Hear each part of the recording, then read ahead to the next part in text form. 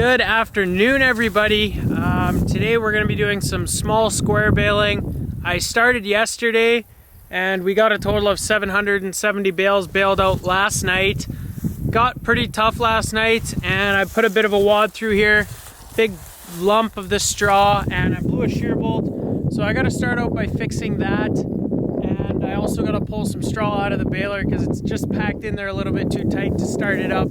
That's how I broke the shear bolt in the first place, so don't want to do that again. So I'm going to pull the straw out of it and then we'll get started with baling. This is the barley field that I swathed a week ago or so now. Combine's all the way in the back corner of the field over there. It's yielding, I believe, around 90 bushels an acre, which is really good. The last month we pretty much got no rain, and this stuff definitely needed some rain to fill out. So the kernels, they're on the lighter side, unfortunately, but we're gonna feed it anyway, so it is what it is. But if we would have had more rain, it would have cleared 100 bushels for sure, but that's just the way it goes. The swaths are pretty big, especially after the combine goes over and fluffs them up. They're just massive swaths, and when the combine stops, it makes a big pile because it's still coming out of the back of the combine, and that's what I fed through here last night. I was trying to go slow, but apparently I wasn't going slow enough. So shear bolt right there is broken. I needed a wrench to tighten it up, so I brought a little crescent wrench along. Usually we'll carry crescent wrenches along in the tractors just in case something breaks. It's a pretty handy tool. Just a wrench you can move, put it to the right size. We used to always run with 2 of these in a tractor, especially in the chopper, and there was a guy making fun of us saying 2 crescent wrenches, that is the Dutch tool set to take out to the field. Dutch people are usually really cheap, and there wouldn't be anything cheaper than getting 2 crescent wrenches as a tool set.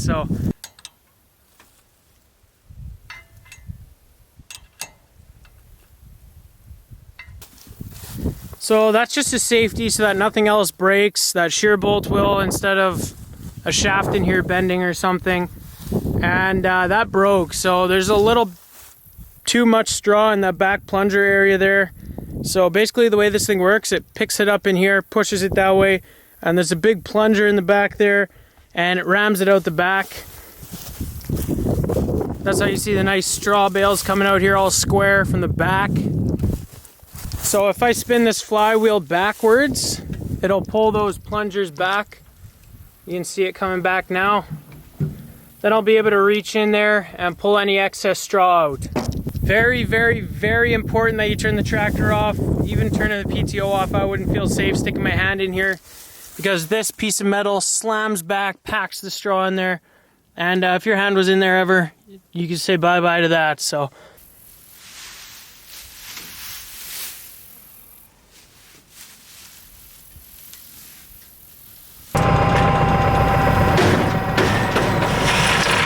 So I put that shear bolt back in there and that doesn't seem to fix it. That black spinning thing that was spinning is a slip clutch. It's not supposed to spin by itself. It's supposed to spin that big red wheel along with it, but it's not going, so it's slipping, and that's what the slip clutch is for. So I'm gonna go drive to our mechanic. He's the one in the combine, and see if he can give me a hand with this thing, because I don't have a flipping clue what the heck is wrong with this thing. Parked my truck good on the side of the field. Well, technically it's not even in the field anymore. Didn't want someone to accidentally run into it or something. So we got it going again. That slip clutch was just slipping. There was a safety in the baler that was stopping it, and just to make sure that nothing broke, so we pulled that back and it let it go again. And now it's working perfect. I've probably baled another 500 bales now. I think I broke a couple in the beginning, but I haven't broke a bale for a super long time now. It's tying everything really good. And it's going smooth now.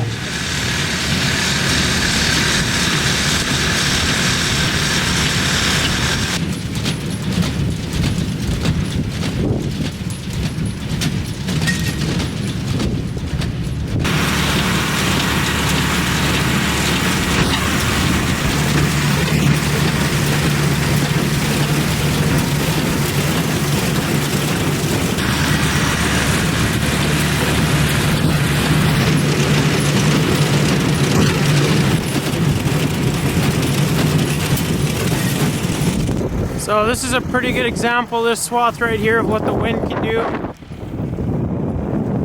just blows it right out of the way, and you can't go around it like that, especially with this small square baler. You definitely could with a round baler, but not the small square baler. So it's pretty annoying, and it just leaves a mess in the field. This is why when you're swathing canola, you have that roller behind, because it gets super light, just like these swaths here. And if you were to get a lot of wind, which we have a lot of here in Saskatchewan, you would end up with a lot of that. You would lose a ton of your yield, and yeah, that's why you use the roller behind the swather when you're swathing canola. So my dad is sitting on the bale picker, bale stacker, picking up all the bales I make. So he's really wanting me to make consistently sized bales. If I drive too fast over these swaths, some bales are going to be longer, some are going to be shorter.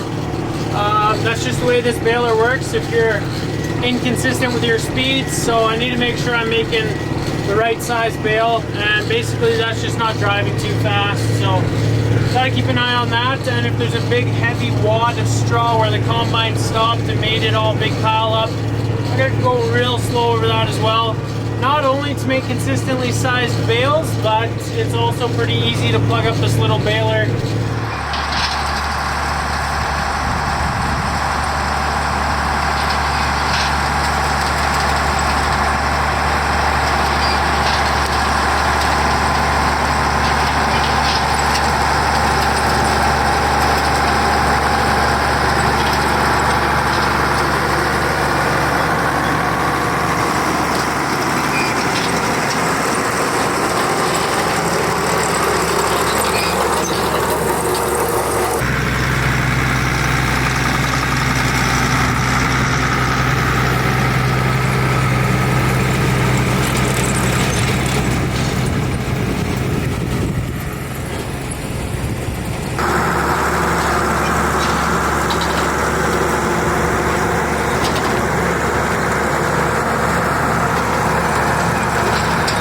It is the next day. I finished yesterday with a total of 2,282 bales.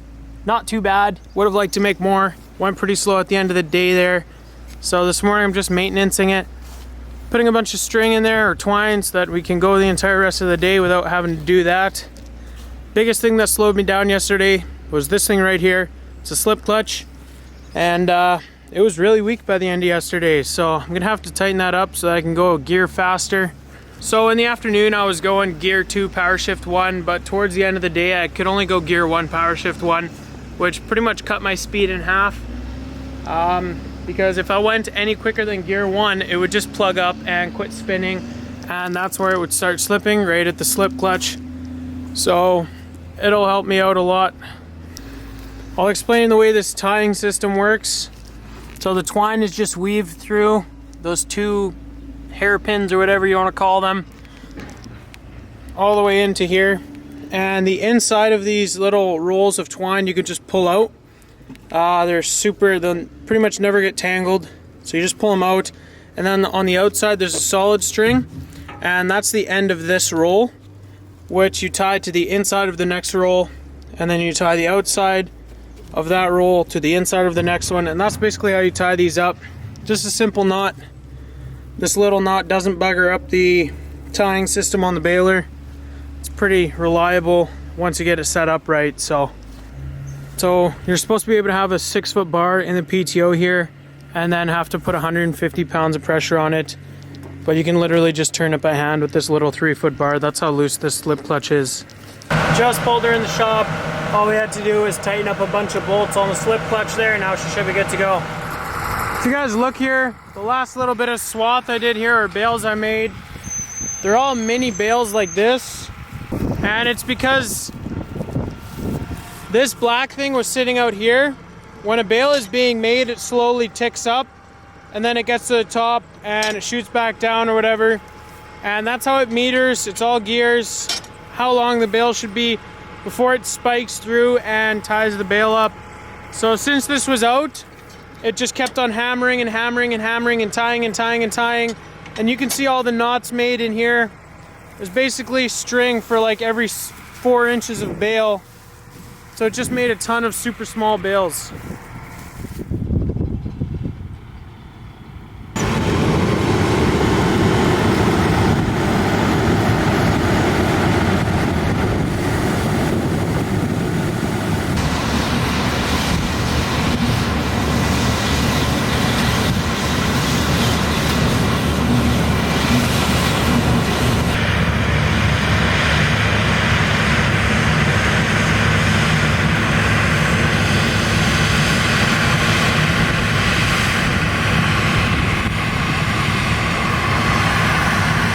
I finally had a little bit of time to film the combine there for a bit. You guys could see there was a different header on the combine. That's called a pickup header. It picks up swaths instead of a straight cut header where that thing just cuts the crop straight like that. I guess that's why they call it a pickup header. But so that's the biggest difference. We do have some standing barley that we're just going to straight cut, so we'll have to swap the headers again. But it's just kind of how the field looks. Okay, this field looks a little bit greener, so I'm going to have to swath it and then combine it with the pickup header, or this field looks pretty even. It's all ripening at the same rate, so then you can straight cut it with the straight cut header. Biggest pro to doing it with the straight cut header is you don't need to make that extra pass with the swather. That costs money running a piece of equipment over the land one extra time. So it is beneficial to just do it with a straight cut header. So I hit 3,400 bales in the bale counter there. I am done. Couldn't be happier. Quite a few issues this year making those small squares, including just dropping one on the road there. So I had to walk back a couple hundred meters there to pick up a bale and just throw it off into our field. I guess it was shaking the baler so much that one final bale just kicked out the end. It was sort of halfway in there, I guess, or whatever. Just fell out in the middle of the road there. And that pretty much sums up my entire experience making small square bales, not only this year, but every year. Just never goes right. Something always has to go wrong, or multiple things like this year have to go wrong. But that's going to be it for today's video, guys. If you enjoyed, be sure to hit those like and subscribe buttons down below. Check out the Instagram @SaskDutchKid, and I hope to see you guys in the next video. Thanks for watching.